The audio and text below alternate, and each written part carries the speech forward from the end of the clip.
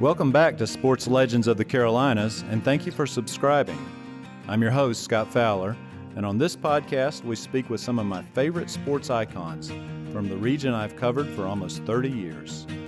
So there are times when something I've said is over the top, but it's usually tone, and that's something I've been very mindful of over the years, is to make sure that I say the right thing at the right time in the right tone.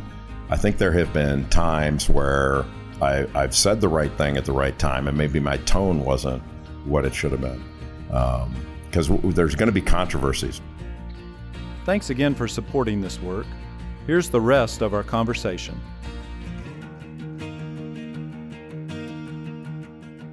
This is a totally different subject, but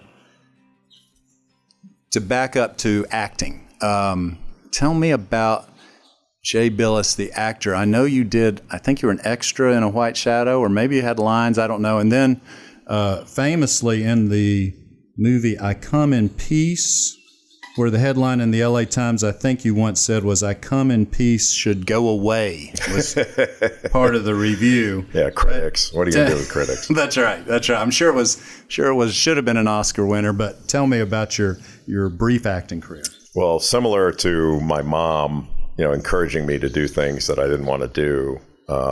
When she pushed me into these forensics classes, I had a teacher named Billy Kramer, and he may have been the best coach I've ever had in anything. But I traveled around doing all these forensics competitions. What is forensics in this? I'm thinking of forensic science. Yeah, it's speech and debate. Oh, okay, gotcha. So, and this is in California. In California, Los up. Angeles. Yeah. So on weekends, we would travel around to different colleges in Southern California, and you'd compete against other high school students. There was extemporaneous speaking categories, all these different things where they would give you a topic. Sometimes you would have 5 minutes to come up with something. Other times you would just have to do it impromptu right away. And that was what it was called, impromptu speaking. So I had to stand up in front of a panel of judges and give these speeches and compete. So when people say, do you ever get nervous on television? Not after that. That sounds hard. Yeah. It was hard. And it was not always fun. But it was, I took pride in it. So oddly enough, when I went to high school, Mr. Kramer became a high school teacher at my high school, and he was the drama teacher, taught forensics as well. So I took his courses, and he came to me and said, "You are going to act in the school play my senior year." And I said, "I don't really want to do that. I don't know. I'll get." He said, "You're going to be the lead in this play." And I said, "I don't. If I try out for it, I don't know. I'll get it." And he goes, "You'll get it. I'm in charge of it." So I was the lead in a play called Watch on the Rhine. College coaches came to see it. Wow. That were recruiting me. Oh, okay, yeah. And sure. It actually won awards, and I won an award. I won the Best Actor Award, the Bank of America Best Actor Award. I don't know what it was, like the Bloomies in Charlotte or guess. Something maybe. Wait, this was like a serious play, a drama? It was a serious play. Lillian Hellman wrote it, and it was probably way over our level. But the rehearsals were pretty brutal and difficult.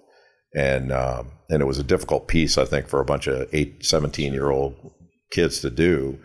But through that, it was the first experience I had really acting, and I enjoyed it. The White Shadow you're talking about was before that. I was a sophomore maybe in high school, and one of my teammates, Matt Baker, his father, Dick Baker, was a former college basketball coach at Loyola, and he was a technical consultant for the show, and so he got us on the show as an opposing team.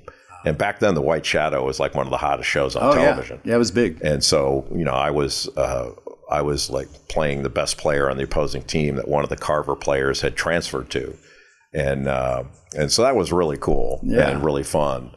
But when I graduated college, I was playing pro ball overseas, and I got a phone call from the PR guy from the Lakers saying, "Hey, there's a Minolta camera commercial shooting, and they're looking for 6'8" basketball players to be in this commercial. And I thought of you.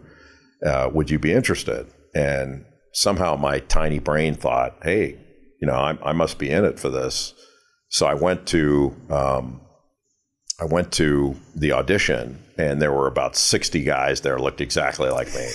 I'm like, I got no shit. This is ridiculous. I got no shot at this. So I did the audition, and then I got a call back. And so did another audition. I wound up getting the part. And when we were filming it, and that commercial aired for like 3 years. Minolta. Minolta camera. I wound up playing one-on-one with a little kid in the thing. There's finally a little guy that does everything the big guys do. Introducing Minolta's Maxim 3000i, the first easy little camera that does it all. Only from the mind of Minolta. So while we were shooting, one of the camera operators struck up a conversation with him, and he was a basketball fan, had seen me play, and said, "Who's your agent?" And I said, "Well, my agent's Larry Fleischer." He said, "Larry Fleischer, I've never heard of him." I said, "Yeah, well, he's got Magic Johnson, some of these other guys." He said, "No, who's your theatrical agent?" I go, "I don't have a theatrical agent." And he goes, "Well, you need one because you can make a lot of money doing commercials, and you can get into the union because you've already worked." So, he told me about the Taft-Hartley Act, and I can get in the union. You'll get an agent in no time. And he was right. I went out and got an agent, and I started doing more commercial work. I was in a Budweiser ad, some other thing, and some print stuff. And my agent called me one day and said, "Have you ever done any acting?" And I said, "Well, have you seen this Minolta commercial?" I played Kurt Mueller in Bank of America, Best Actor. And I told him, "No, I was in the school play. I don't think that really counts." And he says, "Well, let me send you on this audition and see if you like the process. And if you like it, I'll send you on more." So he sent me on this audition for this movie with Dolph Lundgren it was called Dark Angel at the time. And there was another movie called Dark Man coming out, so they changed the title later. But I read for it and got a call back, read for it again, then got another call back. And the third call back, I was in an office with the producer, director, some other people. And after I finished the read, they asked me to sit down. I sat down. One of the people left the room. And so we just made small talk, and they were asking me questions about my basketball playing and some other things. And then the person who left came back in, gave a thumbs up, and the guy goes, "Great, we got a deal." And I'm like, "What? You got the part? Got a deal? We just were on the phone with your agent. We have a contract. You have the part." I'm like, "What?" And I had no idea because they don't give you the whole script. They're called sides. So you get something to read and that's it. So I didn't even know what the movie was really about. And it turns out I was playing an alien. I was one of the top roles. I was playing an alien cop in this picture, and I had to shoot a gun that fire came out of, and I wound up dying in the back of the car. They had to make a mold of my head because my head exploded, which meant there was no sequel for me. Oh, man. Bleeding. Who are you? An officer of the law. Like you. Oh, he speaks English, huh? Stop him. Promise me. You promise.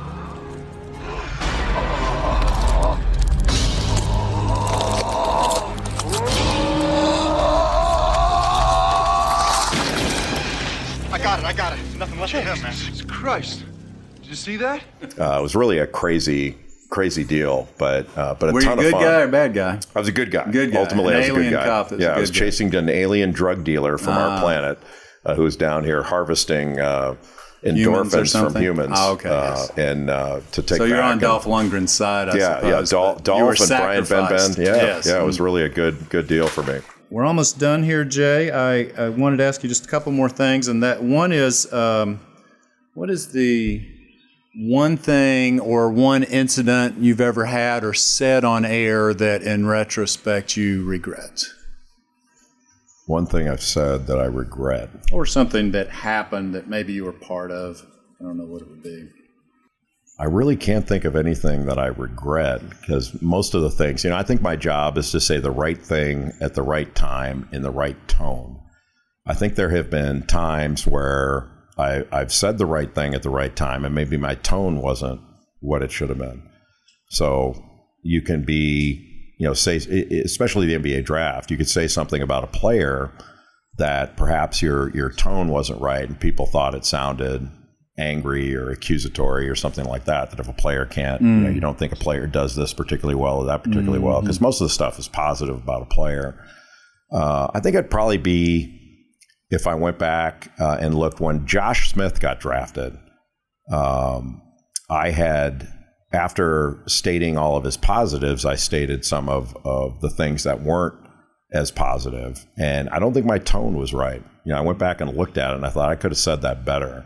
And I did a better job later on as a result of that. So I can't say I regret it because it was helpful to me. You just learned. Yeah, I did. It was a great learning experience. And, the draft is an interesting animal because, if you get up there and you just throw roses at everyone's feet, nobody wants to hear that.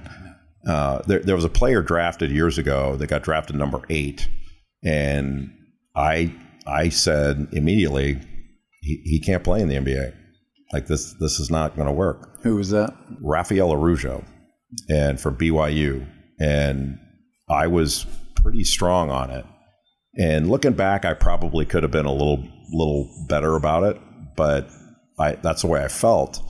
And his coach kind of blasted me in the media, and I called him afterwards to make sure, like, we're okay, right? I didn't have any problem with him blasting me because I can take it, and 2, if you dish it out, you better be able to take it. But people get to say whatever they want. I don't have any problem with that. So I called to make sure, like, we're okay, right? And he basically told me, he goes, no, you're right. I just had to stand up for my guy, that kind of thing, and which I totally understood. I had zero problem with all of it. But I think those kind of things make you think about, okay, what's the best way to state that without bringing negatives into it, if that makes sense. There's a proper way to do everything. And you're not going to have any job and do or say the right thing all the time. I get that part. So there are times when something I've said is over the top, but it's usually tone. Mm-hmm. And that's something I've been very mindful of over the years, is to make sure that I say the right thing at the right time in the right tone. Because there's going to be controversies, whether it's, a few years ago, we dealt with the Grayson Allen thing. And there was so much. That was you and Coach K for a while had a falling out, right? It wasn't a falling out, but we had discussions over it. But there was so much volume of coverage of it. One, because it was a high-profile program, high-profile player. And sometimes when it's covered so much, I think you have to be mindful of other things that are said and how much of it, to make sure that your tone is right, and that you only have a certain amount of time to spit these things out. And how do you do that and make it effective to make sure that what you say is the right thing? And you have other times where you're on set, and I've learned this over the years. When 4 people are sitting on set and one of them says something, if the others don't answer it, it's imputed to everyone. And that happens sometimes too, where you want to be respectful of your colleagues that are stating their opinion. But if it's opinion you differ with, you have to make sure that you voice your opposition respectfully, to make sure that people don't think by being silent you're in total agreement. So sometimes those things are pinned to you, that sometimes what you don't say can be, people can pin on you too. Like you're acquiescing. But over the course of a year, over the course of a career, you're going to get to say what you want on just about any subject. So, you could point to something else and say, no, but I said it here. Like I may not have said it there, but I said it here. So you deal with the good and the bad. As a player, the most difficult player you ever guarded was who? Brad Daugherty. Ralph Sampson was a mismatch for everybody.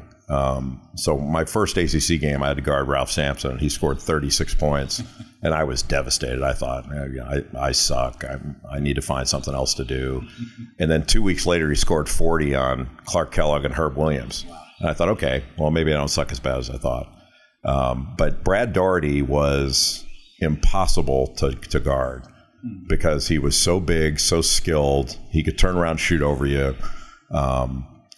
He had power, finesse. He was just a great player. 20-16, the Tar Heels lead by 4. The inside play in this basketball game is very physical. Jay Bilas really got one in the nose from Brad Daugherty the last trip down the court. They're at it again inside, and there's Brad Doherty turning and getting the shot. He was double teamed by Anderson and Bilas and fouled. He was a challenge that was really difficult. And their screening action, those little cross screens they ran underneath, they had 2 7-footers.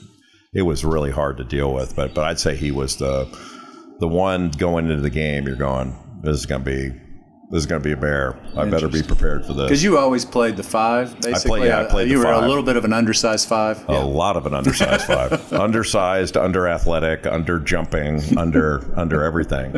It was pretty rare in any game that I could look eye to eye with who I was guarding. But that was the way it was. That's why I had to get so much bigger and stronger. After 2 years of that, I had to get in the weight room and kind of transform my body to be able to bang around with guys that were that much bigger. So, Jay, we'll end up with this one. I'm sure you're asked by many aspiring sports broadcasters, college students, whatever, I'd love to do what you do, Jay. Tell me how I can do it. What sort of advice would you give to young people who want to break into a very tough business? Well, one, I never dissuade anyone from trying to get into broadcasting. You'll hear a lot of people like you and me say, well, it's ultra competitive, it's really difficult, tough to get an opportunity. What good is not competitive? Anything good is going to be competitive, and broadcasting is I think great, not just good. So I encourage them to go for it and not to worry about the difficulties or obstacles or barriers that there may be. But there are more opportunities than ever to get yourself out there. I always tell college students, you have broadcast opportunities on your campus, whether student-run operations, the conference networks that seem to be on every big conference school now, but also, ESPN, CBS, ABC, whomever, they're on campus doing games all the time. Go by the trucks and say, hey, do you need anybody? And try to introduce yourself. They may not need you that time, but maybe they'll need you the next time, and do work as a production assistant. Offer yourself up and get to meet people and show you're capable. And if you're capable of doing a PA job, you'll meet people, you'll find other opportunities and work your way up. But I also, and there are opportunities to have podcasts, YouTube, put their own content out there. And in creating content, you're going to learn a lot. Whether anybody sees it or not, you're going to build a body of work, you're going to get better, you're going to find ways to improve and ways to be more effective. And even for a college student now, what stops them from, going to their football press conferences, their basketball press conferences, from, doing something creative with players that they know after a practice that they can put out on YouTube or Instagram, things like that. There's no reason somebody couldn't do their own kind of 94 feet thing on their own campus and put it out there. The fact that it's not a question of how many eyeballs are on, it's a question of, did you do it and was it good? But the other thing I bring up to them all the time, I used to watch this show called Inside the Actor's Studio. Did you ever watch that? Oh, yeah. Was that Lipton guy? James Lipton. Yeah. Uh-huh. And so, Saturday Night Live made fun of it. I mean, it was a really, really good show. And it was entertaining, but I also would take things from it. And one show, Alec Baldwin was the former student that was the guest. Tonight's guest has become one of the most highly regarded actors of his generation. Rumor has it that you have some brothers. I have 3 brothers. Their names? My brother Daniel, my brother Billy, my brother Stephen. And you remember at the end of the show, James Lipton would present Alec Baldwin to the class, and they would ask questions. That was the way the show would end. And someone asked, Alec Baldwin stood up and said, "Hi, my name is Joe Blow. I'm a third-year acting student. And I was wondering your opinion whether I should go to New York or Los Angeles to start my acting career." And Baldwin said something really profound in his response. He basically said, well, let me ask you a question. Do you want to be an actor or do you want to be a famous actor? Because if you want to be an actor, you can act anywhere. You can act in local theater, summer style. He named all these acting things. And but if you want to be a famous actor, that's different. If you want to be famous on screen, you need to go to Hollywood. If you want to be famous on stage, you need to go to New York. You go to Broadway. And I really thought about that. I thought, geez, that's profound. That, when I was, maybe I was never happier in my broadcast career I'm really happy now, but I'm no happier than I was when I was doing the Duke basketball games. And I was making $200 a game. And $200 a game. I made $200 a game. Oh my gosh! And but I was happy as hell. Yeah. And not that many people heard me. It wasn't the same platform as ESPN, but it was really fun. And the job was no different. The prep work was no different. The conduct of the job was no different. It was just a different platform. And I think about that a lot. When I first started with ESPN, I wasn't doing the Duke Carolina game. My first game was Hampton at the Citadel, and but I treated that game like it was a Super Bowl, and it was the same broadcast that I do with Duke Carolina. It's just a question of how many eyeballs are on it. So for me, if you really love the job and love basketball or whatever you're broadcasting and love doing it, what difference does it make whether you're the voice of the Charlotte 49ers or you're the voice of the Charlotte Hornets?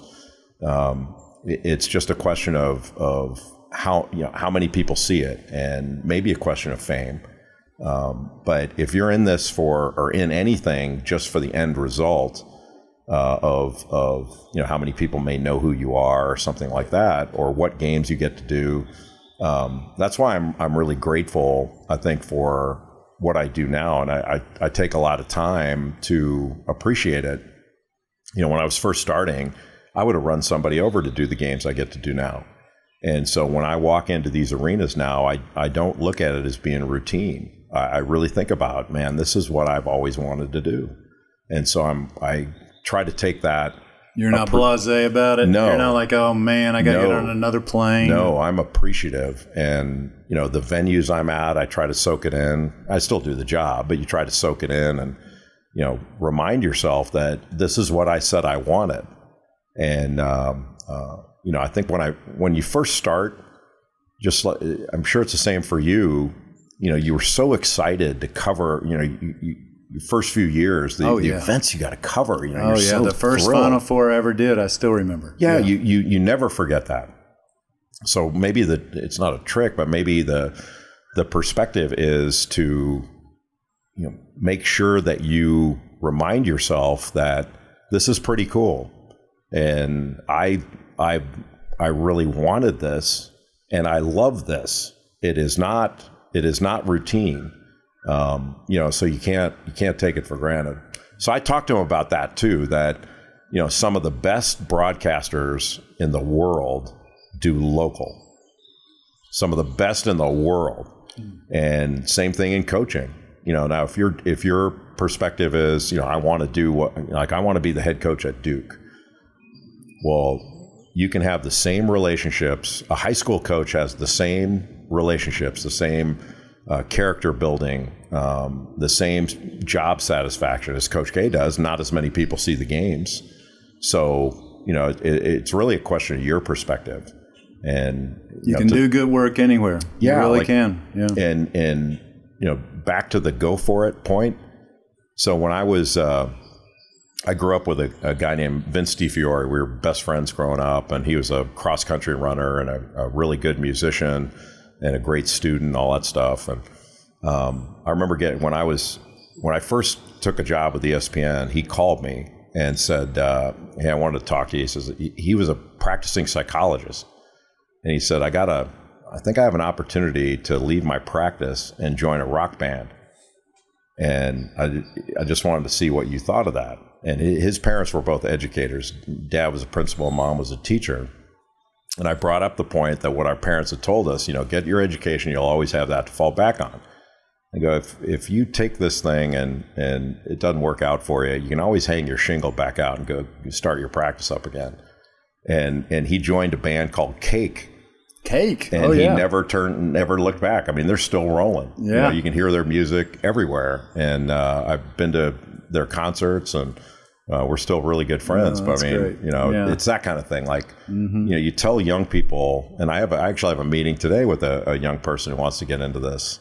I'm going to be encouraging, because so many of us are like, well, it's a tough business. You got to think twice about it. You might want to think about something else. A lot of disappointment. There's a lot of disappointment in everything. Do what you want to do. If you knock on enough doors and they get slammed in your face, you'll figure it out to do something else. But if this is what you want to do, you'll never look back and regret trying. I don't think. That's my belief. Well, thank you, Jay, and thank you for letting us. If you've heard birds in the background, we're on Jay Bilas's back porch in Charlotte, and it's been a wonderful conversation. And thank you for being part of this episode of Sports Legends of the Carolinas. Those birds chirping are on my stereo system. That's fake. Soundtrack. Yeah. Okay. There's our final secret. All right. Thanks, Jay. Thank you. Thank you again for subscribing and supporting local journalism. Next. Hi, I'm Charlotte Smith, head coach of Elon University, and I'm the next guest on Sports Legends of the Carolinas. I'm Scott Fowler, and this is Sports Legends of the Carolinas. This show is produced by Jeff Seiner and Cotta Stevens, and the director of audio at McClatchy is Davin Coburn.